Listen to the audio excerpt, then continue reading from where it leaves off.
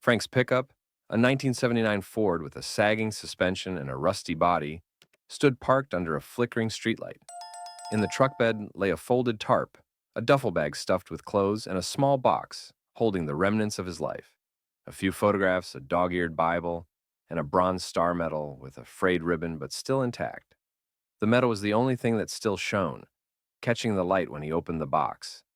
To remind himself he'd once been more, a man who carried a rifle through the jungles of Vietnam, saved lives under fire, and returned to a country that didn't know what to do with him. He'd been sleeping in the pickup for months now, ever since the landlord raised the rent on his one-bedroom apartment across town. The VHX barely covered food and gas, let alone a roof. His wife Ellen had left in '73, 2 years after he returned from the war, unable to cope with the man he'd become. Silent, haunted, waking up screaming in the night. His son, Tommy, followed her out the door a decade later, a teenager who couldn't understand why his father sat at the kitchen table, staring at nothing. Frank didn't blame them. He hadn't known how to explain the weight he carried, the memories of gunfire, mud, and friends who never came back. So he let them go, and the years piled up like dust. This morning, like most, Frank sipped his coffee and watched Willow Creek wake up. Kids in backpacks shuffled toward the school bus stop. Delivery trucks rumbled past, kicking up gravel. Across the street, a banner advertised the town's Veterans Day event at the community center, a ceremony Frank had no intention of attending. He'd been to 1 year ago, stood in the back, while a young mayor read names off a list, mispronouncing half of them. When they got to his, they didn't mention the Bronze Star or the two men he'd pulled from a burning chopper. Just a name, checked off, forgotten. He hadn't gone back. But today, something felt different. A black SUV pulled into the gas station, its tinted windows reflecting the pale morning light. A woman stepped out, young, maybe 30, with a clipboard and a purposeful stride. She wore a blazer and a headset, the kind you see on TV crews. Frank watched her scan the lot, her eyes landing on him. He turned away, adjusting the brim of his faded cap, hoping she'd move on. She didn't. "Mr. Harris?" Her voice was clear, professional, but warm. "Frank Harris?" He squinted at her, his grip tightening on the thermos. "Who's asking?" She smiled, undeterred. "I'm Lauren, with Jimmy Kimmel's show. We're doing a segment on veterans, and someone mentioned you. Said you're a hero. Mind if we talk?" Frank's stomach twisted. Hero. The word felt like a stone in his chest. He'd heard it before, back when the medals were pinned on, back when people still cared about Vietnam. Now, it sounded hollow, like something you'd say to fill silence. "Got the wrong guy," he muttered, turning toward his truck. "I'm nobody special." Lauren didn't budge. "They said you got a Bronze Star. Saved lives. That's not nothing, Mr. Harris." He paused, one hand on the truck's door handle. The medal flashed in his mind, tucked away in its box. He hadn't looked at it in weeks, hadn't wanted to. "That was a long time ago," he said, his voice low, rough like gravel. "Don't matter now." "It matters to us," she said, stepping closer. "We'd love to have you on the show. Tell your story. People need to hear it." Frank shook his head, a faint scoff escaping his lips. "Ain't got a story worth telling." But Lauren was persistent, her eyes bright with a kind of determination Frank hadn't seen in years. She handed him a card, glossy and official, with the show's logo in bold. "Think about it," she said.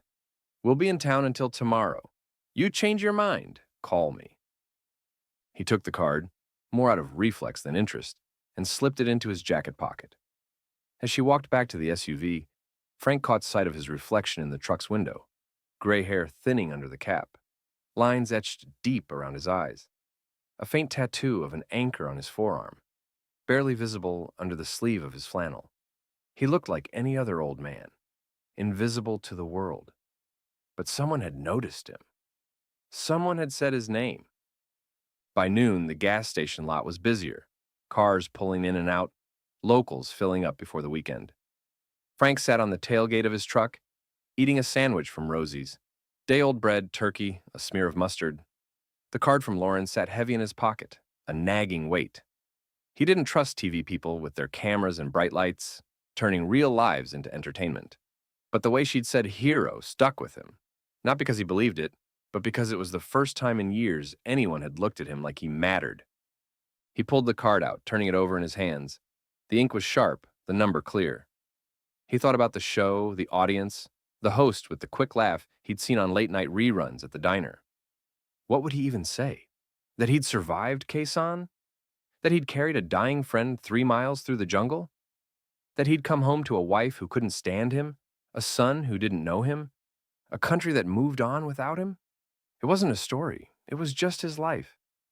A pickup rolled by, its driver, a man in a flannel shirt, maybe Frank's age, nodding in his direction. Frank nodded back, a reflex of small-town courtesy. But the man's eyes lingered, and for a moment, Frank wondered if he knew. Knew about the medal, the war, the years of nothing. Then, the truck pulled away, and the moment passed.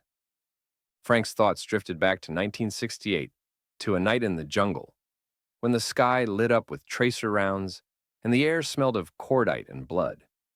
He'd been 22, a Marine with a fresh tattoo and a cocky grin until the bullets started flying. He remembered dragging Private Malone to safety, the kid's leg torn open, his screams drowned out by the roar of helicopters. Frank hadn't thought about heroics. He'd just done what needed doing. The medal came later, handed to him in a ceremony he barely remembered, overshadowed by the faces of the men who didn't come back. He shook off the memory, the sandwich turning to ash in his mouth. The card was still in his hand. He didn't want to go on TV, didn't want the pity or the applause, but something in Lauren's voice, something real, not rehearsed, made him wonder if maybe, just maybe, someone out there might listen. By evening, Frank was back at Rosie's, nursing a cup of coffee at the counter. The diner was half empty, the jukebox playing a Willie Nelson song, the air thick with the smell of fried onions and grease. Rosie herself, a woman in her 60s with a smoker's rasp, slid a slice of pie in front of him. "On the house," she said, winking. "You look like you could use it." Frank managed a small smile. "Thanks, Rosie." She leaned on the counter, wiping her hands on a rag. "Heard some TV folks were sniffing around. They talked to you?" He shrugged, staring into his coffee. "Yeah, wanted me to go on some show. Kimmel's." Rosie's eyebrows shot up. "Jimmy Kimmel? Hell, Frank, that's big time. You gonna do it?" "Doubt it," he said, but his fingers brushed the card in his pocket. "Ain't much to say." Rosie snorted. "Bull, you're a damn war hero. Got that medal and everything. Folks ought to know." Frank's jaw tightened. He didn't like when people brought up the medal. It felt like a lie, like it belonged to someone else. "Just did my job," he muttered. Rosie shook her head, her voice softening. "You did more than that, Frank. Always have. Why you think I keep this coffee pot full for you?" He looked up, meeting her eyes. There was no pity there, just a quiet respect that made his chest ache. He nodded, unable to find words, and took a bite of the pie. It was apple, warm and sweet, the kind of thing that made you believe in small mercies. The next morning, Frank woke to the sound of his truck's radio, left on by accident, crackling with static and a local news report. He rubbed his eyes, the ache in his back worse from another night on the bench seat. The card was still in his pocket, creased now, the edges soft from handling. He pulled it out, staring at the number. The sun was just rising, painting the sky pink over Willow Creek's grain silos. He thought about Tommy, his son out there somewhere. California, last he'd heard. Would Tommy see the show? Would he care? Frank's fingers hovered over his old flip phone, the one he kept charged at the gas station. Before he could talk himself out of it, he dialed the number. Lauren picked up on the second ring. "Mr. Harris, you're in?" He swallowed, his throat dry. "Yeah, I'll do it." The studio in Los Angeles was a world away from Willow Creek. All bright lights and polished floors, the air humming with the buzz of production crews. Frank felt out of place in his clean but worn flannel, his cap clutched in his hands. Lauren had flown him out, paid for a hotel room, even bought him a new pair of shoes when she saw the holes in his old ones. He'd tried to refuse, but she'd insisted, her smile disarming.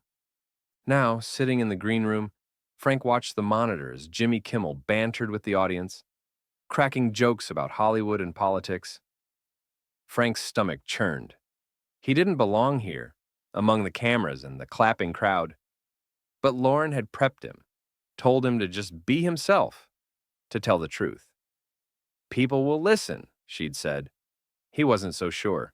When his name was called, Frank walked out, the lights blinding, the applause loud but distant, like it was meant for someone else. He sat across from Kimmel, who grinned and leaned forward, all charm and ease. Frank Harris, ladies and gentlemen, Kimmel said, and the crowd cheered again. Vietnam vet, Bronze Star recipient, and, I hear, a man with a hell of a story. Frank managed a nod, his hands clasped tight in his lap.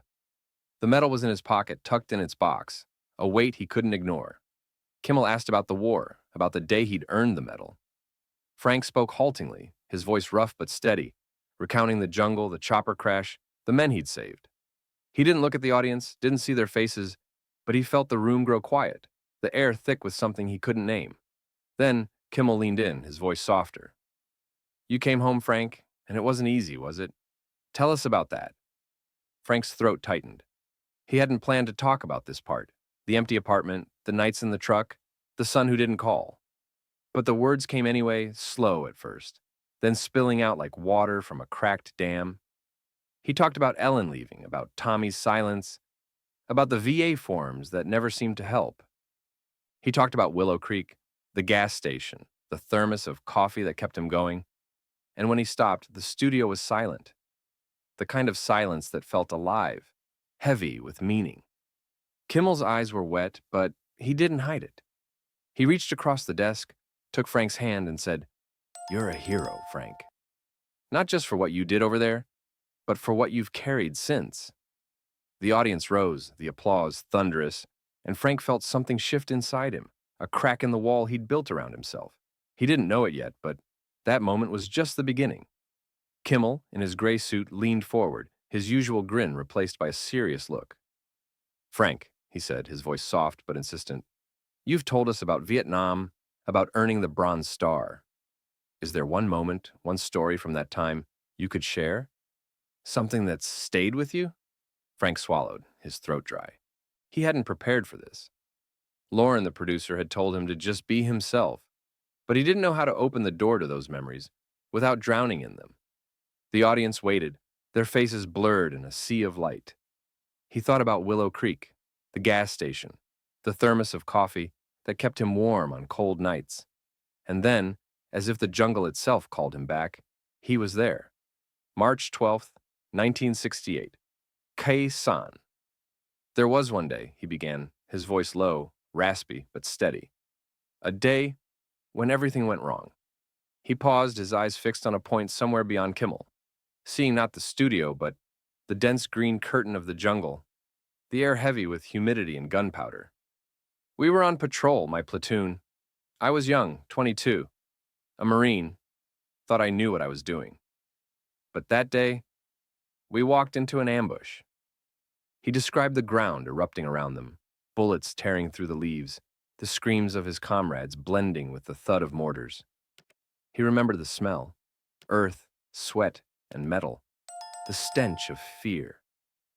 Their chopper, meant to evac the wounded, crashed half a mile away, slamming into a hill in a cloud of flame and smoke. Frank was closest to the wreck, and when the order came to fall back, he didn't listen. I knew there were guys in there, he said, his voice trembling but held in check. Alive. I heard them. One of them, Private Malone, was my friend. Kid from Texas, always told dumb jokes about cows. A quiet chuckle rippled through the studio, but Frank didn't notice. He was there in the jungle, feeling the heat of the fire on his face. I ran to the chopper. Bullets were whizzing by, but I didn't think about it. Just ran. He told how he reached the wreckage, found Malone pinned under a piece of metal, his leg torn open by shrapnel. Another soldier, a pilot he didn't know, lay nearby, unconscious, but breathing. Frank pulled them both out, one at a time, dragging them through mud and brush, bullets kicking up dirt around him.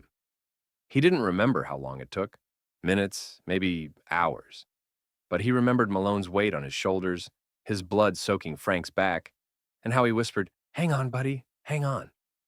When he finished, the studio was quiet as a church before prayer. Kimmel, his eyes glistening with tears, didn't try to fill the silence with a joke. Frank, he said finally, you saved them. Both of them? Frank shook his head, his gaze dropping to his hands. Malone made it. The pilot, He died in the hospital, but I had to try. He shrugged as if it meant nothing, but his fingers shook as he touched the pocket where the medal lay. The audience erupted, standing, their faces full of respect, pity, awe. Frank didn't look up. He didn't want this, the applause, the pity. But when Kimmel stood, reached out, and gripped his hand firmly, something in Frank shifted. "You're a hero," Kimmel said, and this time, Frank didn't argue. When the show ended, Frank returned to the green room, his legs heavy, as if he'd dragged Malone through the jungle again. Lauren was waiting, her eyes shining.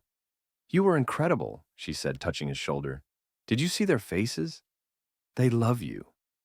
Frank shrugged, clutching his cap. "Just told the truth." She smiled. "It's more than truth, Frank. You gave them something real." He didn't know what to say, so he nodded and headed to the hotel room the show's team had paid for. That night, he lay on the clean hotel bed, staring at the ceiling, unable to sleep. Memories of Kei-san flooded back, but this time, another thought came with them.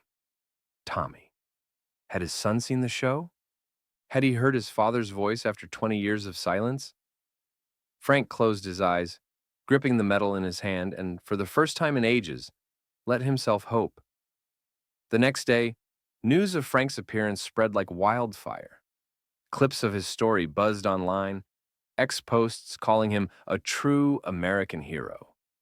In Willow Creek, Rosie's diner was packed with people talking about Frank, their voices mixed with pride and shame for not noticing him sooner. Rosie, pouring coffee, told customers, "I told you he was special." Meanwhile, in Los Angeles, Kimmel's team was flooded with letters and calls. Viewers, moved by Frank's story, started sending donations. First a few dollars, then hundreds, then thousands. By evening, a fund for Frank had raised $300,000. A local businessman from Willow Creek who'd seen the show contacted Lauren and offered to gift Frank a house, modest but sturdy, with a small porch and a view of the fields. Another man, a veteran turned small business owner, offered Frank a job as a mentor for young veterans struggling to adjust to civilian life. Frank learned about it all when Lauren called him the next morning.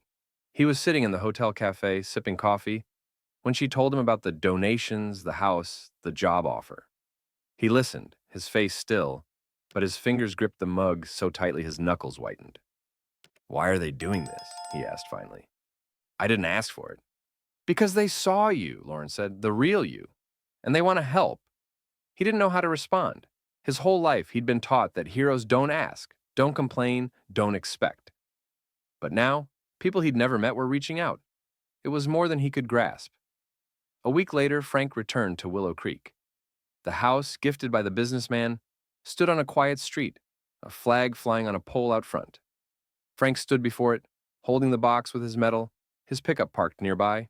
He hadn't gone inside yet. Wasn't ready. But as he stood there, a car pulled up, old but clean, with California plates.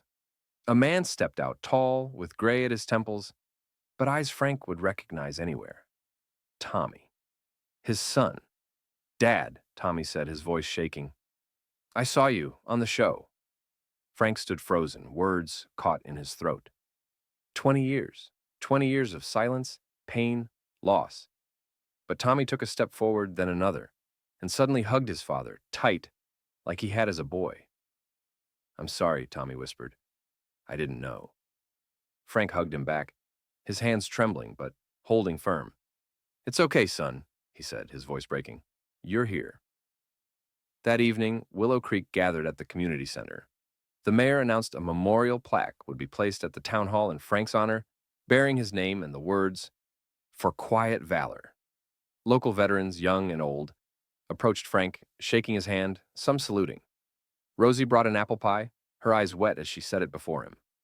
Frank stood on the porch of his new home, holding a photo, old, yellowed, of him as a young Marine with Malone, both smiling, unaware of what lay ahead. Beside him stood Tommy, his hand on his father's shoulder. The flag snapped in the breeze, and for the first time in decades, Frank felt he'd come home.